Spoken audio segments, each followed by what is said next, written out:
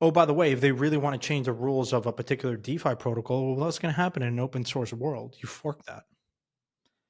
And that's the beauty of these systems, that they're self-ordering. And if there is some form of coercion or forced hand or wrong or a bad actor, then very quickly liquidity migrates at the speed of light, and so do users, and so does code. And that is incredibly powerful because it keeps the system in check. Hey everyone, welcome back to the debate series. I think that's our name. Club. Yeah, I'm here with Ryan, Cynthia, myself. We're here to chat. We're going to start off with the ETF status and what's going on there. Ryan, why don't you take us away and start us off?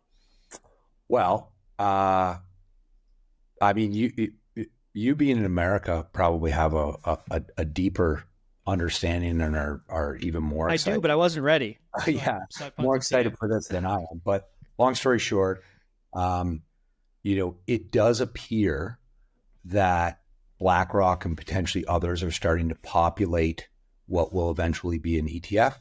BTC has shown up on some BlackRock websites, and it looks like it's only a matter of time, and that time is likely measured in months and not years.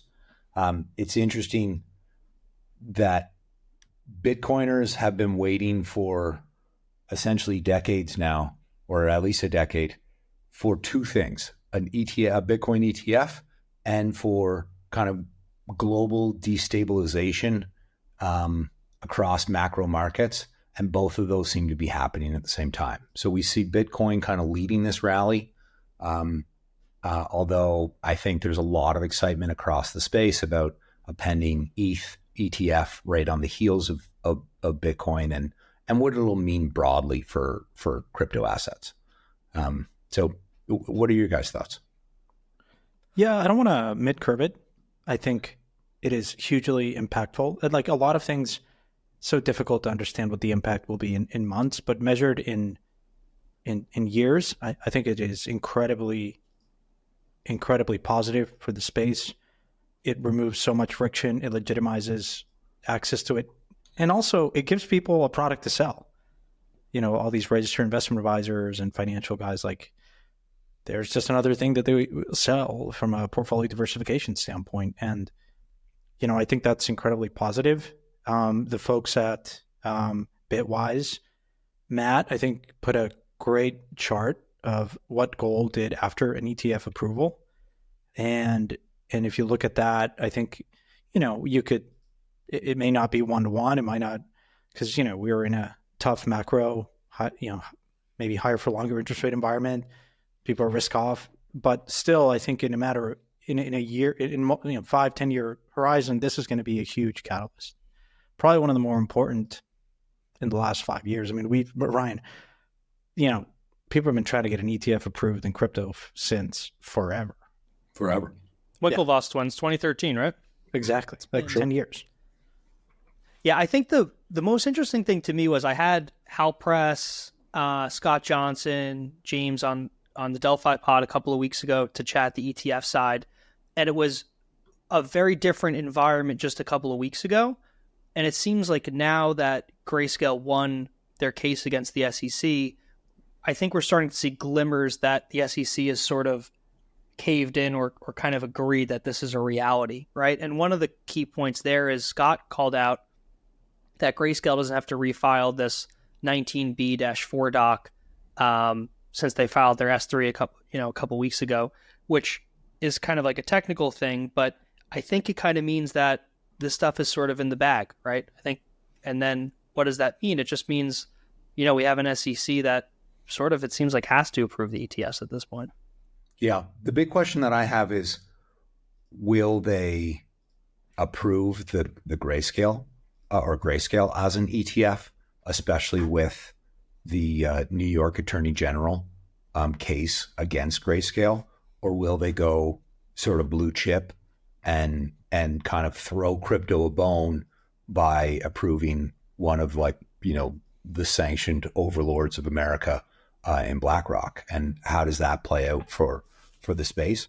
I'm of the mind that, the original sort of pitch that a lot of us used in kind of the like 16, 17, 18 era was that by 2025 or so, no self-respecting family office or institutional investment portfolio on the planet would be without 1% to 2% exposure to a crypto. And I think that this is sort of like the last domino in that happening. The amount of capital onboarding that will happen through this is going to be huge. And the impact for something like ETH, which is even lower liquidity than Bitcoin, is going to be a multiple of what we're going to see for Bitcoin. Because remember, it doesn't take 2 times capital to double the valuation. It takes probably somewhere around 10% of capital inflow in order to double the valuation, maybe even less because so many coins have actually been lost. And ETFs have to populate with the physical, right? So, a $100 billion ETF will need to have $100 billion of the given asset, and they have to buy that and custody it, and third party, and so on and so forth. And so I'm of the opinion that we could be, months away from really significant order of magnitude gains in blue chip assets in crypto because of the fact that these guys have to populate, and they got to buy, the 40% of Bitcoin that still hasn't been lost on hard drives or spent on pizza. Right.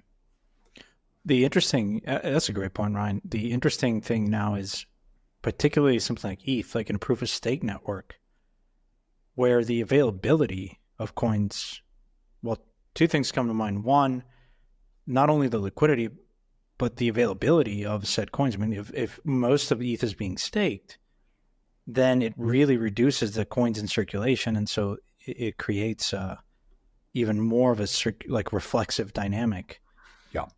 The other one is, are these ETFs going to offer and pass through staking rewards if they are staking the coins?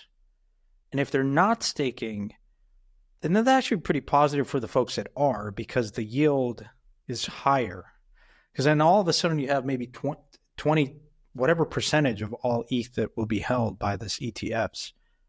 If they're not being staked, then that is pretty positive for folks that are staking, because the staking yield goes higher. And so you enter this reflexive loop that is very interesting.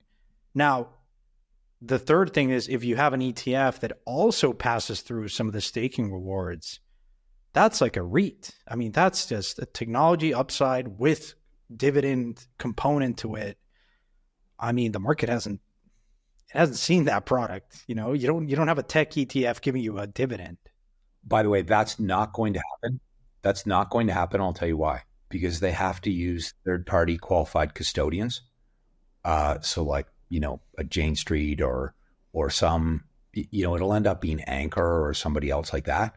But there will be a really long dearth before they get smart on staking or yielding on top of the asset. And so for those of us who are staking, good. Those of us who are yielding and outperforming staking, even better, because there's going to be less capital available to support that. And so I think it's going to be an amazing opportunity to really outperform the static ETFs by having compelling yield. Ryan, what if the qualified custodian offers staking though? Like what if an Anchorage or a BitGo? I mean, because you're not violating the qualified custodian rule, but you are staking. But are you aware of any SEC approved qualified custodian or other that that does offer staking on top of their custody? Yeah, not here, only in Canada. I know 3IQ does it for their ETF. But yeah. So that's it, right? Like these guys are going to be getting inflated away. It's kind of new money, effectively, not being smart money yet, coming into a space that's the natural evolution. They will get smart. And then you're going to have to, as capital allocators, you're going to have to be doing something better than holding ETH, staking it, and taking 220 from your LPs. But that's why I think like the value will accrue to those who are yielding in a compelling fashion, outperforming staking, which I'm super excited. Couldn't be more excited about what the dual impact that this is going to have of like a filtering and kind of leaving an upper crust of high quality asset managers, along with just buoying asset prices in a way that we've never seen any event like this in space. No. I want to clarify one thing and then ask you both a question. One is the conversion of a Grayscale. So Grayscale is actually not impacted from the lawsuit. That is at the DCG level, and Grayscale is kind of cornered off. Does it have a marginal impact soft? I mean, there's due process, so technically no. But personally, I would want a blue chip. In a best case scenario, I would perhaps want BlackRock to go first because it's just gold standard. My question to you guys is, so you have $100. You have the option to buy the ETF, Coinbase stock, or Bitcoin and ETH, maybe Solana or something else, like liquid tokens. How do you allocate that? So if I'm playing the long game, which I'd probably be if I'm buying Bitcoin or ETH, the long game that comes into play is control over my assets and long-term taxes. So I would want to hold the BTC and ETH. I'd want to stake the ETH, and I'd want to custody it myself. That'd be my pick. When you talk about taxes, why not Roth IRA put that ETF in there? Yeah, that could solve it.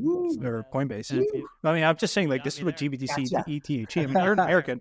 Ryan, how is it that, like, I'm not an accountant, but Ryan and I are not in the U.S., my man. Like, but and somehow here, the question, this is the Family Feud answer. It's like, what outperforms?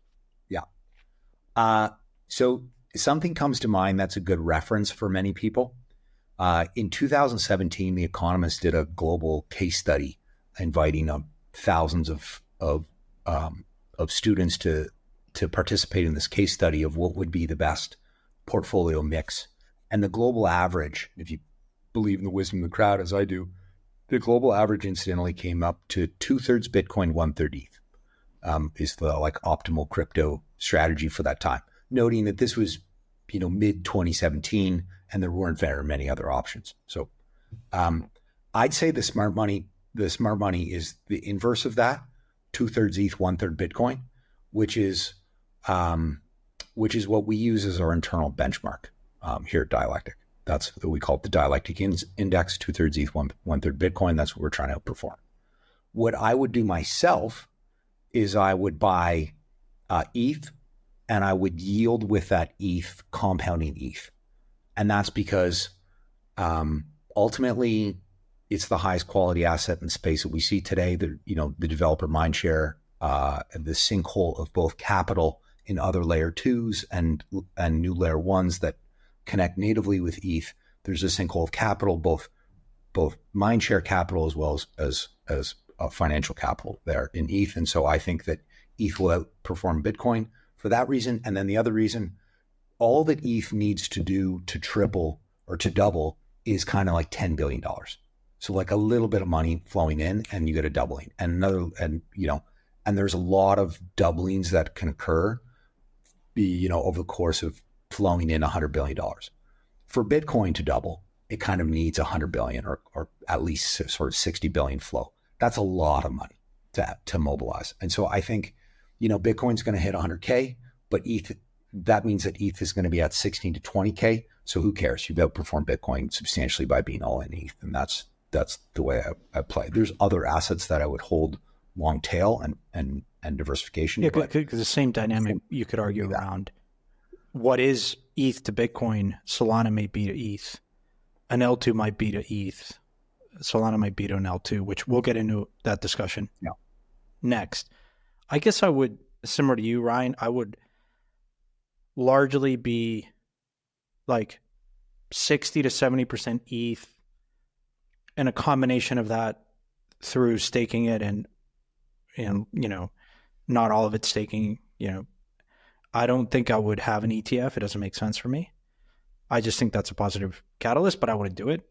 You would do it, the ETF, if you don't want to deal with custody and if you may want to use it in a tax efficient manner or get it a count as collateral in a TradFi portfolio. So that might be kind of the only consideration. I followed the rules too closely. I thought the self-custody option was 50-50 Bitcoin ETH, but that makes sense. I don't see much reason to hold Bitcoin, candidly. Only if your time horizon is measured in less than a year. If you think that the ETF for Bitcoin gets approved and then the ETF for ETH probably takes another 6 months to a year. But if that, you could, I think we all here are in agreement that we will see an ETF of ETH come in short order, measured, to your point, Ryan, in months after the Bitcoin ETF. And so the capital inflow to ETH. And I'm going back in my conversations while I was at Parafy, like, the capital, like, to your, like, if $100 were to flow into the space for such a long time, it was like $99 to $100 would go into Bitcoin at the institutional level. And then they would take months or years to study the space, and then they would allocate some in Ethereum and then Solana and venture. Towards the end of the cycle, most of my conversations with a lot of hedge funds, tigers of the world, was like, don't even talk to me about Bitcoin. I'm interested in Ethereum because I'm a tech investor, and Bitcoin is not that, but Ethereum is, and Solana is. And so I think my biggest, I think, insight there, and I think it will be true, is when people are willing to, take more risk, they may leapfrog that Bitcoin to ETH step. They might just go directly to ETH. And I think, for that reason, I'm much more, I just don't see a reason to hold Bitcoin other than like playing timing game. I just think the sell is so easy. For like, if you're on Wall Street, to Ryan's point or your point earlier, Santi, and you say, hey, look, you're getting something has way more of a tech ecosystem. It's a yielding asset. And like, the sell isn't that hard. Like, I think it's pretty easy at that point versus Bitcoin. Yeah, it's a technology bet with some yield. Like, it's huge. Yeah. It has to be sold to like a thoughtful, curious individual who like cares about something conceptual, like a smart contract. I have underestimated the value of Bitcoin's brand over the years. I've been on record in every year from 2017 on saying that Ethereum would flip Bitcoin. And I think next year it very, very well may, but, I've been wrong the entire time, and it usually comes back to that global brand that it has. That it's like the first thing people think of, the fact that it's a digital pet rock and doesn't offer anything more compelling than just custody, hasn't seemed to bother that many people. I've been surprised at its resilience, the honey badger. I was going to say, younger generations, like Ryan, to your point, if you extend this to 5-10 years, the addressable market for Ethereum is way larger than Bitcoin. Oh, because it touches the internet. Like, the internet's vastly larger than the market size for gold. I mean, you're like, the funnel for getting someone interested in holding and investing in ETH is like everyone that's young and cares about gaming, NFTs, the internet, versus gold is just will be more niche, I think. What do you guys think happens post ETF? Like, let's walk down that path. Like, ETFs are everywhere. Market caps are way up. There's an aura of acceptance. Like, what are the second order effects of that outside of price? Like, does Wall Street and Web2 companies now control more of the decision making? Like, yeah, I'm trying to think through like the bad parts of a lot of the old world owning new world assets, if there are any. I mean, I kind of just accept it as like the natural evolution of things, and the world is not just going to let like, a band of 800 of us who happen to be at some conferences in the early 2010s just become like super lord overtures of the planet multi-trillionaires. So like the more that it's spread across the traditional wealth, probably the better it is for us in the end. How do you think decision-making pans out there then? Like for Ethereum, like who's making the decisions 5 years from now? Core protocol upgrades, like obviously there's the idea of like rough social consensus, but we all know that in reality it comes down to like a core group of developers. Like, will Fidelity have developers? Will BlackRock? Will a nation? Like, well, Fidelity does, right? Fidelity's super smart. I mean, they've been in it for as long. They're OG as it comes in the game, and also making like technical contributions. I think Fidelity developers have made contributions to the Bitcoin code base, and certainly to a range of things in Geth and what have you. So, yeah, this is the thing, is like these guys have been around the whole time. A lot of these large, large capital players have quietly been here. And I think this is what we're seeing. Like this run, correct me if I'm wrong, but the run from kind of 27K in Bitcoin up to 35 and in ETH, ETH running from 15 and change up to 19 and Solana running from 20 to 30. That feels like that's all ETF driven, which makes me wonder, is there also a Solana ETF on the horizon? Like, could that be the third one to go? And does that make sense? And is that the right step for the ecosystem? I don't know if you guys have opinions on that. Well, Tom, I think your question around how decision-making changes once you have traditional finance players, like let me put it in a different context. Like, do you fundamentally believe that the people running these companies are evil or different than a lot of the people that are in crypto? And I don't think the answer is yes. And largely, I think people change depending on what system they're under. And for instance, I grew up in Mexico, and we had a lot of Canadian and American teachers come down. And they quickly, outside the school, there were these cops that would stand, and they would always pull you over to give you a ticket, but they would never give you a ticket. You would just they would have expected them to give you you would give them $20 and they would let you go. And a lot of the American and Canadian teachers initially resisted that. And then months in, they kind of understood how the system worked, and they quickly just gave them $20 because it was easier to give them $20 and go, as opposed to getting a ticket and, losing so much time. It's not to say that what I'm saying is people really change under the system and the regime that they're under. And I think if you believe that the rules of crypto are really sound and are better than the traditional system, and the incentives are much better, then that's it. Like, you don't have to believe anything else. I think that's what makes crypto such a sound system. Now, if the assumptions are faulty, or if there's a governance surface area vector that might be exploited, well, that's going to be exploited anyways. You don't whether it's from traditional finance guys or not. Like, you have an SBF guy that comes in and run circles around a lot of crypto natives. So I think it's hugely positive. If anything, they might bring some excellence in areas where crypto has been kind of not so strong on.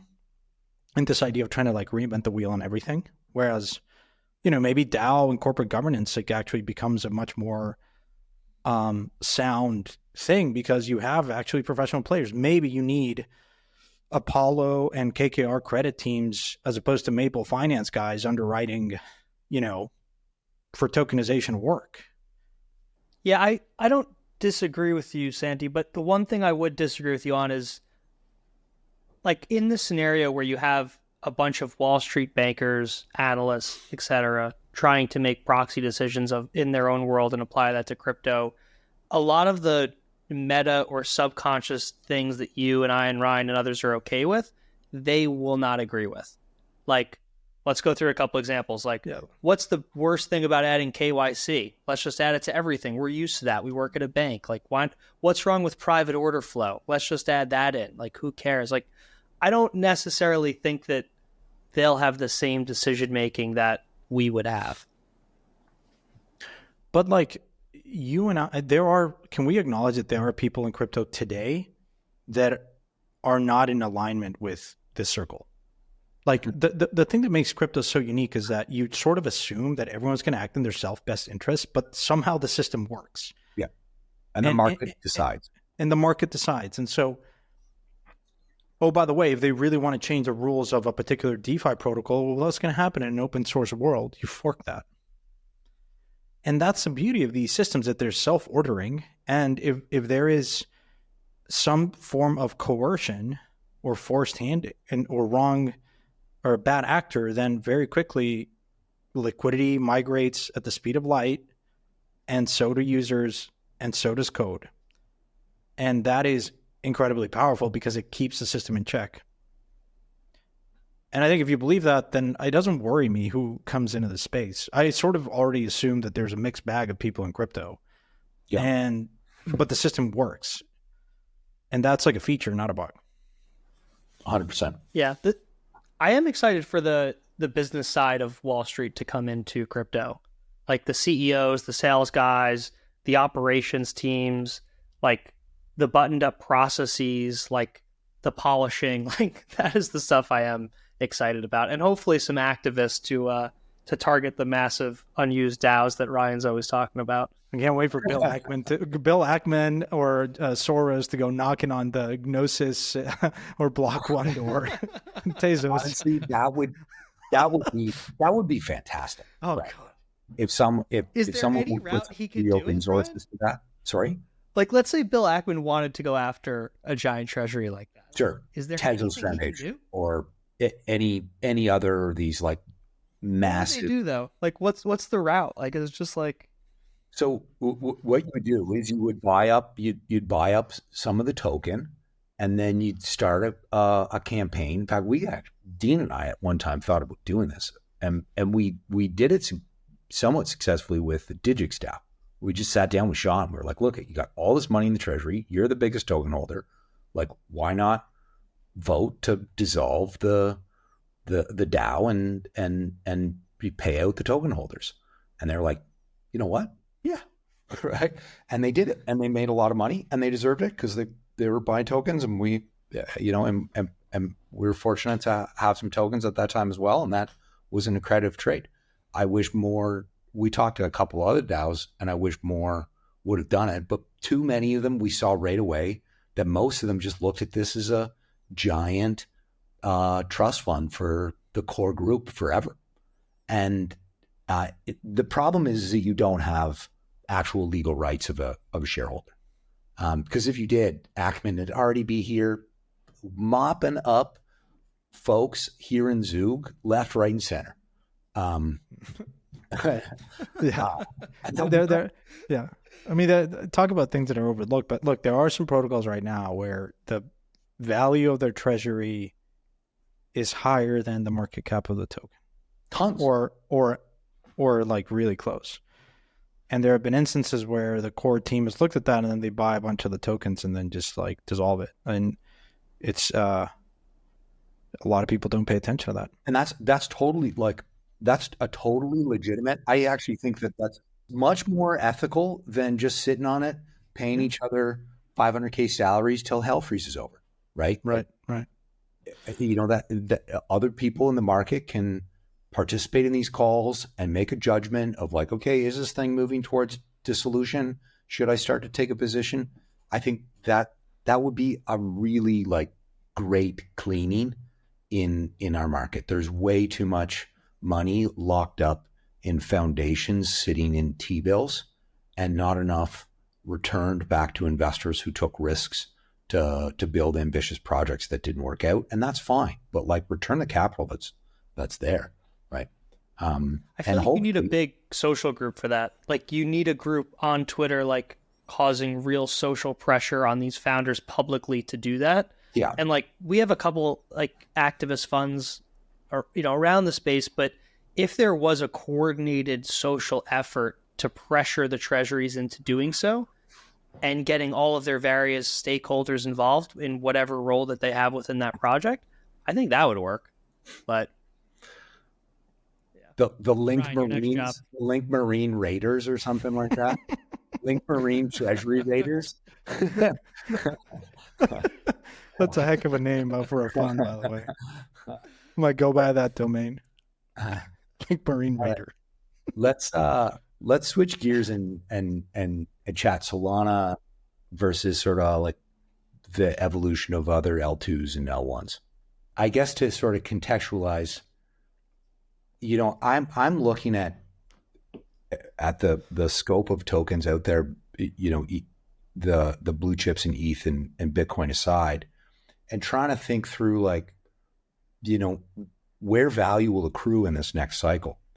And certainly there's a lot of really solid work being done in the Solana ecosystem. And there's some interesting technical advantages that Solana has, but also some interesting disadvantages that they seem not to really get over. Like, liveness continues to be a problem in year, now close to 4. And they're kind of the one of the highest quality of what I would call generation 2 smart contract scripting platforms, right? You had Gen 1 with Ethereum, Gen 2, which is kind of this ETH killers, Polkadot, Solana, Dfinity, Cardano, Avalanche, so on and so forth. And then you have a Gen 3 that's coming out, Celestia, Fuel, Wormhole, a range of others that blur the lines to L2s. And, this generation of L2s with Optimism, Polygon, Arbitrum, so on and so forth. And there sort of isn't a clear line where L2 and these Gen 3 L1s cut off. Like, is Celestia an L2? Is it an L1? You kind of don't really know. It works natively out of the box with Ethereum. And, is value going to accrue to these alt L1s that are trying to be the capital sinkhole? Or is more value going to be captured by these protocols that are ultimately accruing value to Ethereum? And how are you guys thinking through that? Yeah, I'll jump in first. I think it's a great question, Ryan. I think the way I think about it is like 3 broad buckets. And I think Kyle from Multicoin had a really good post on this, on the end goal of the L1 or L2 should be serving the developers, right? Like, that's where, because then they bring the customers, they bring the scale. So my mental model has always been Ethereum has the most mind share. It's where everything's happening. And if we go to the extreme on the left, we have something like Cosmos, where you can build your own app, you can make consensus level edits, and that has proven successful, right? You have Akash there, you have DYDX chain moving there for their perps, you have Thor chain, like massive projects that are big and doing well. And then if you go to the right of Ethereum, you get a much more centralized experience where eventually Solana's nodes will be the size of data centers, right? Which is fine. That's the path they're going down. And you get something that's the best single stored global state, right? You don't have to worry about making all these edits. You don't have to worry about rolling your own chain. You don't have to worry about composability. You don't have to worry about anything like that.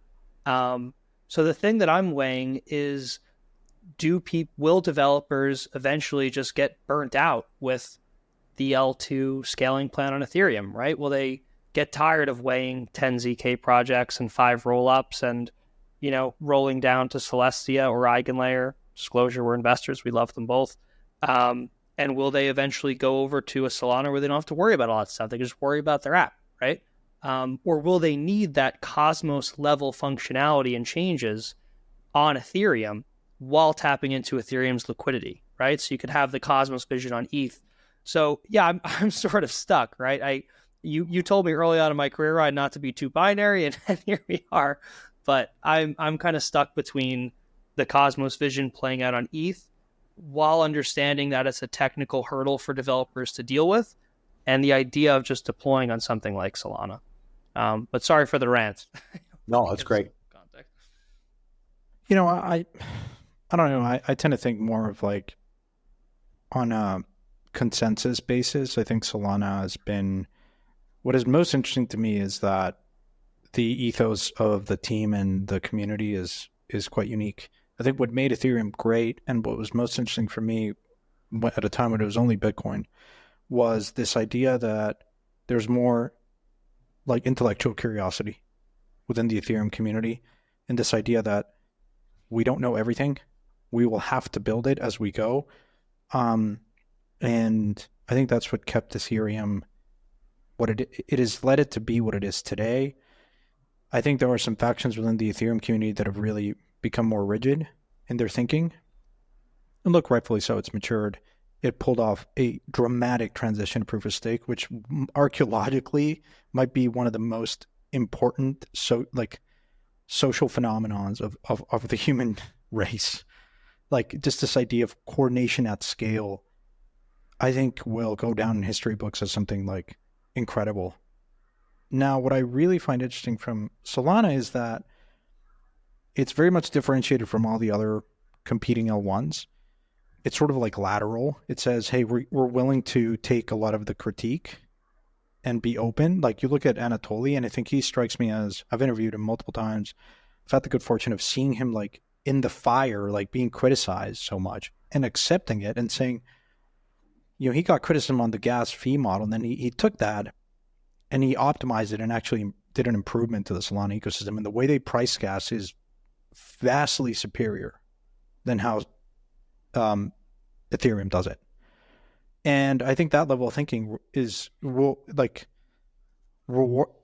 trying to say is that is shown up and will continue. If I were to place a bet on Solana, it's on that in a similar manner that I placed that bet on Ethereum early on.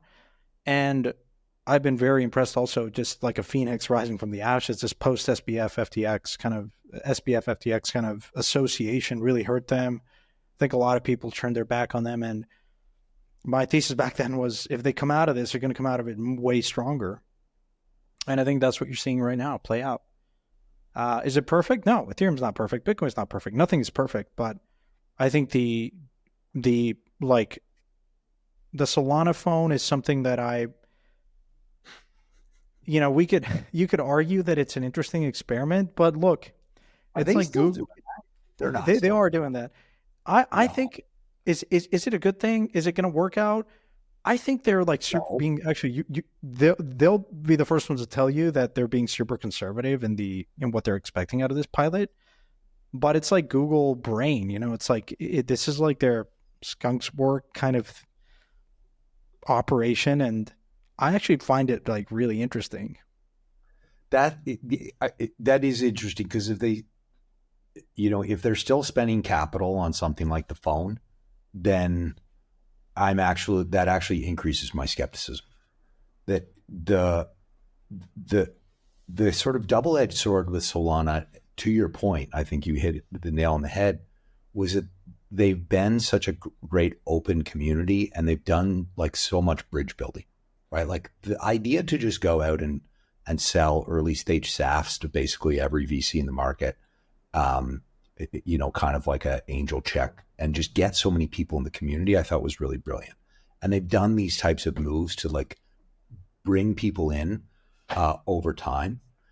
But post the trust breaking moment of FTX, which broke trust across that ecosystem, there would need to be a galvanization, which, to your point, and you're closer to it than I am, that there appears to be going through, of like focus on, the advantages that they have, and just like being a great developer experience and so on and so forth. If they're still doing things like a phone and like stores in New York malls and things like that, then I would say that demonstrates a lack of focus from a core team that would be concerning at this juncture. They should be laser focused at this point. And my big question here is, the mistakes that were made that burned billions and billions of dollars of capital, one of which is, the token distribution model early on, where a lot of it is distributed to a few VCs. The other being obviously the relationship with SBF and a few other things along the way. Can they recoup that faster than another, brand new chain that has superior technology in this generation, like now, gets traction, right? And so does Gen 3 chains, whichever one you're excited about, Eigenlayer, Celestia, Fuel, any of them, do they get traction faster than Solana recoups traction? My bet is that the Gen 3 eats the lunch of Gen 2 broadly, that the whole class of ETH killers have a strong uphill battle, mostly because they don't have the dry powder, because they've distributed too much of their token too early. And that's going to be a lesson over the long term, that your distribution curves need to be very gradual and very long sweeping. And this whole giving 20% out of the network in the first 24 months is a terrible idea, even though it looks good to some people.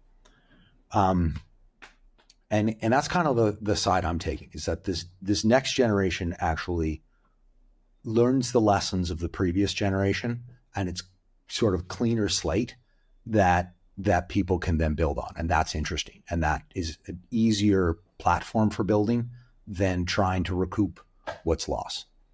And the lack of focus shows that Gen 2 is not on target if that's still where they are.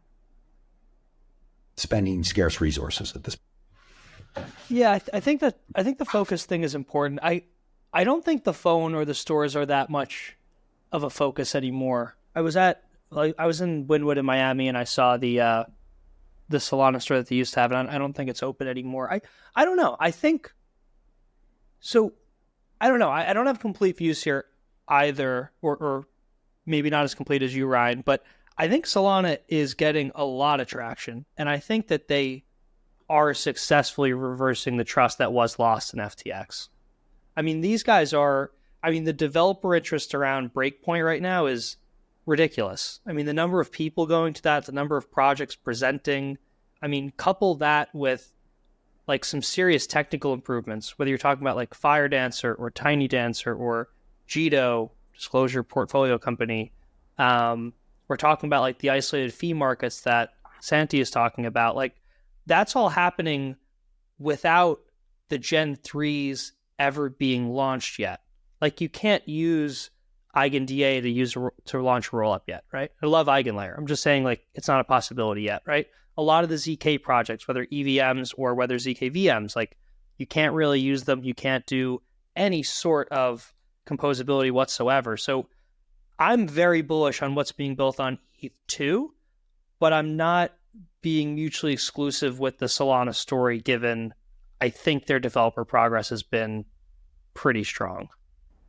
But again, I'm not our Solana expert. You follow it closer than I do. And so that's interesting that your feedback from both of you is there is really a lot of like organic strength. I think that, there's a lot of organic strength. I mean, Anatoly is the most likable founder in crypto, which is a huge advantage.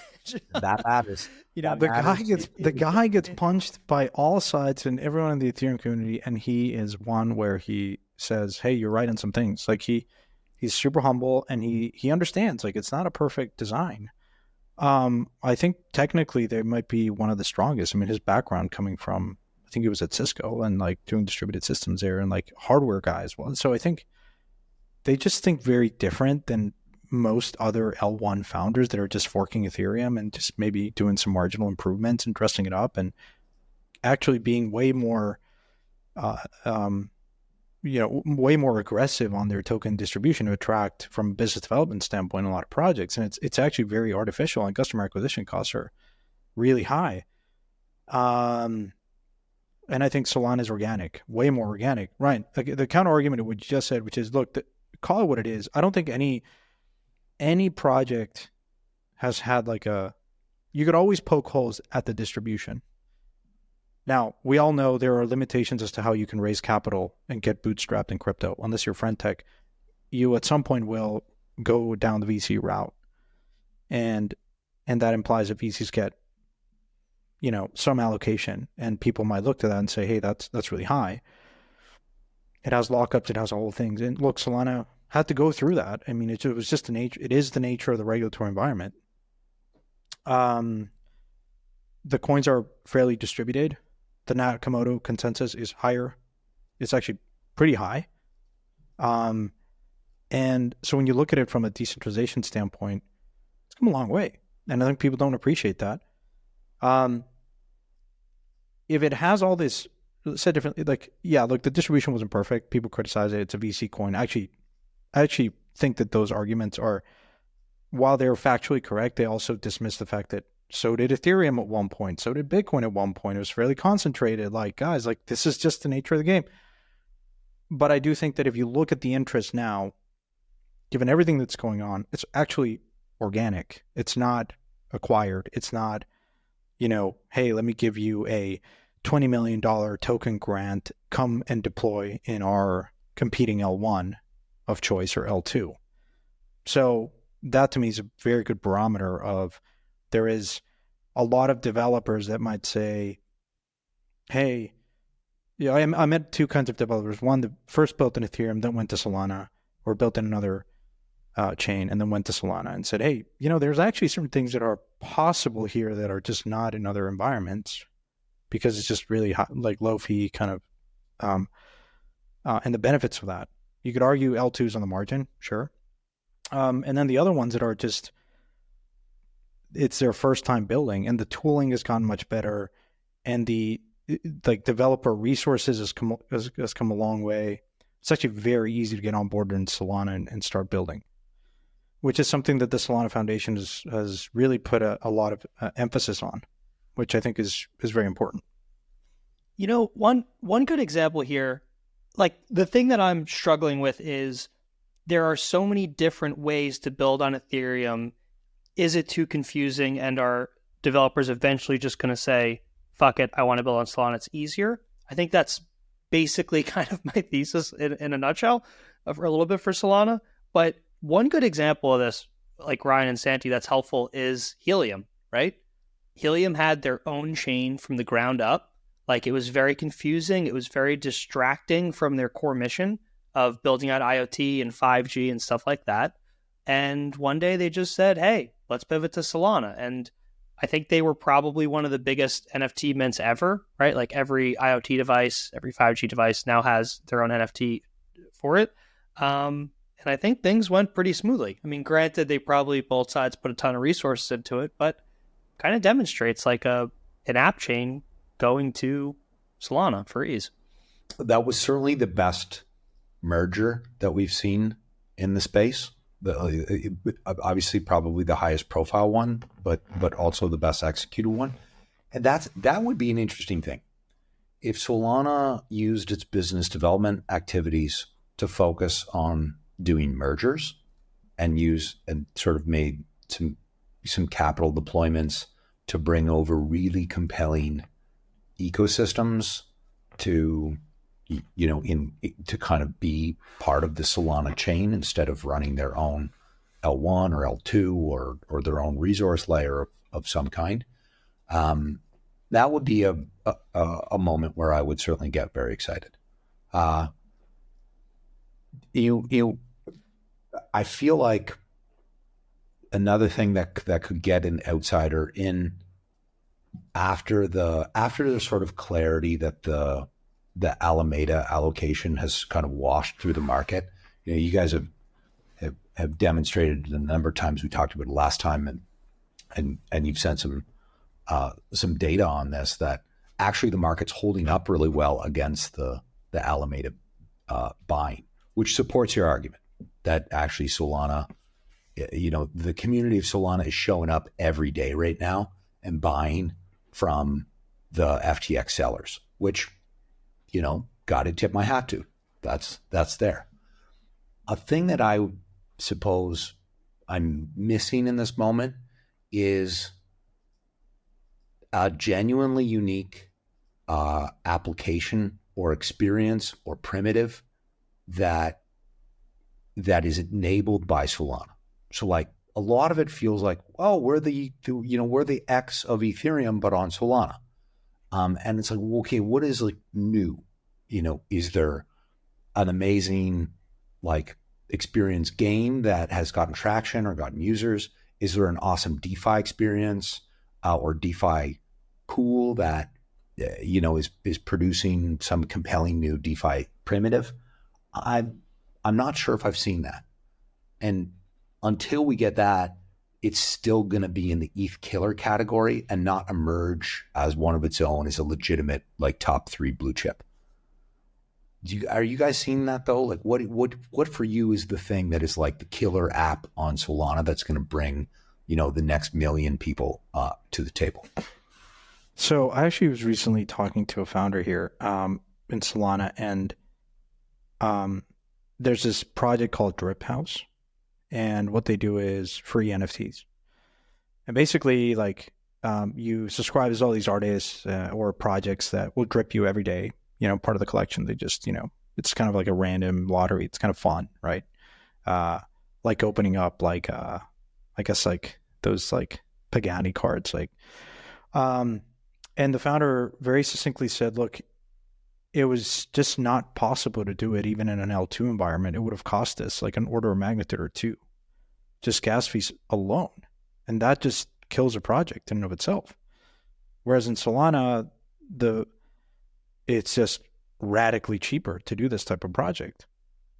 And so just then and there, and Drip has done, I think, volume-wise, it's gotten a ton of traction. I don't want to spit out numbers here out of my ass, but I think something like that is an example of a team being acutely aware that, hey, it's actually pretty cool. We want to do this. We can't do it in L2. We can't do it in certainly in L1, Ethereum. We need to do it in Solana. And can that change? Sure, over time, maybe gas, optimizations and whatnot. But I think really the consumer and gaming aspect is fairly well suited for Solana. I think you've seen some interesting NFT projects appreciate that. Micropayments is an area that I'm really excited about. Like just payments in general, I think is one area that is just prime for explosion. Just as stable coins and it will happen, merchant adoption and whatnot. And I think Circle has certainly lent its credibility and put its weight behind deploying in Solana and being active there. It has done so in other ecosystems as well. So hey, look, but still, I think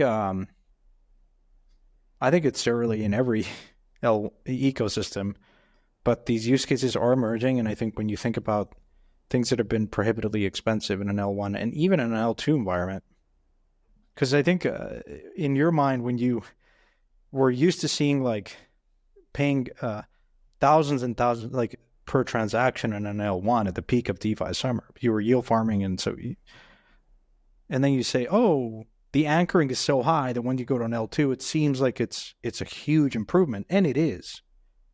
But for someone new coming in, an L2 is still expensive. Yeah, for sure. And it margins off a whole segment of use cases and users that will not pay even $1. For us, it's wow, I'm used to paying 20, 30, 100, 1,000. I've seen all kinds of gas fees. But in Solana, it's just it's radically cheaper, and that matters for a lot of projects and users. The good thing is, I think by next episode or next recording, Breakpoint will have happened already. So I think we can all kind of see what projects come out of there, what's interesting and what isn't, and we can kind of talk about it too. Let's switch gears to another project that, Tommy, you've been following really closely. Why don't you walk us through kind of the latest and greatest with Tron and Telegram? Yeah, sure. Maybe a bit of a teaser as we end the episode for next week's convo, but been diving into the Tron blockchain, which is, I guess, legally separate from Telegram, the service we all use and love. At Token 2049, a big conference, the Tron blockchain announced an exclusive partnership with Telegram. Kind of got me interested in looking at Tron again. And a couple of the interesting things is that Telegram, the app, plans to exclusively use the Tron blockchain. But more interestingly, I think it's November 1st. Everybody in Telegram will have a wallet by default in the app, excluding the US. So it's an opt-out wallet, which means it's in the app for everyone, ready to go. If you do @wallet in your search bar and you're not in the US, you could actually use it right now. They'll have staking through Ton Stakers and Bebo and others. And even better, they'll have a full app store in Telegram that you can use crypto apps with, linked to the native wallet.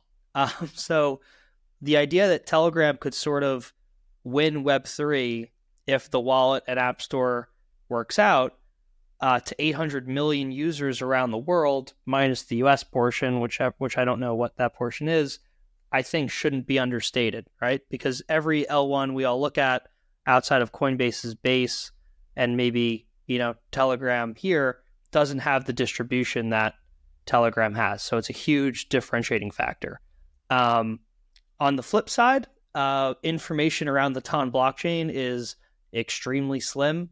Data, analytics, how the blockchains run, the token distribution is kind of hard for me to pin down right now because they had a unique release after the SEC settlement.